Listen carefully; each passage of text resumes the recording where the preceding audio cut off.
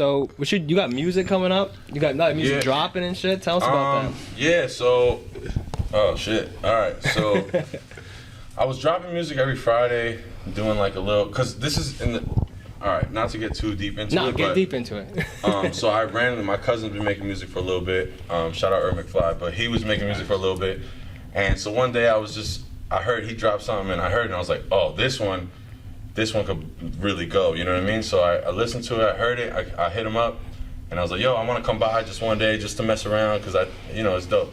So I went through, I brought, G was with me, we went through, and we made a song. It wasn't great. But the process of making it, I was like, oh man, like this is fun. You know, it's work, but it's not really work because it's fun. And you're like, oh wait, put this drum here or do this. So it was super fun. We made it. I played that song. I'm gonna tell you, we made it. Let's say like on a Saturday. For like 2 weeks straight, I only played that song. I didn't play a Drake song. I didn't play my favorite song. I didn't play. I just played that song over and over and over. And everything, I was just like, oh man, the drum here could have been this, or I should have said it instead of the, and like little things, you know. And then I kind of like fell in love that way, and from that is where I just kept going, and now I've been there back and forth a couple times. And now I'm starting to get stuff in my house where I could do it on my way, and I talked to him and I do it on my own. I talked to G, a bunch of people, and now I just fell in love with it. So I started dropping the music every Friday. To get back to your question, sorry, but I started dropping music every Friday. And then we did it for a while, and now, so I don't know when this comes out, but I didn't announce it yet, but I'm sure by the time this comes out, it'll be announced. But I'm gonna drop an album in the spring of 2022. So that's fine. You heard it here first. Yeah, you heard it here first. I don't know if it'll be here first because by the time they hear it, I probably would have said it already. But we heard it here first. You heard it here second. But yeah, so spring 2022. So in the next 6-8 months, something like that, I'm gonna have an album. Nothing crazy, 8-10 songs, something like that. But I've already been working on it with my cousin. I got to reach out to a couple people, but that's gonna come. So that's where the love came from. That's fine. I always like music. I always, I've had millions of times where, the drunk freestyles where you with your friends and they're saying crazy stuff. Yeah, I've seen but those. I think after doing after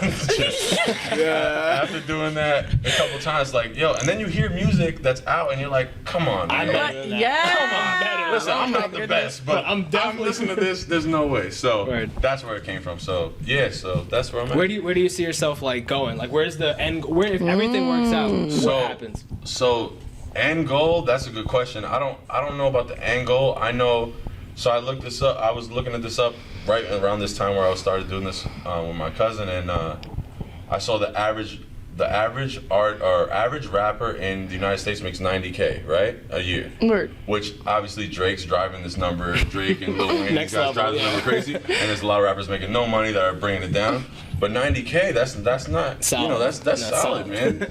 So that's where it started. I was like, listen, I don't even have to make $90K because, listen, I still have a job, everything. Your life is still your life.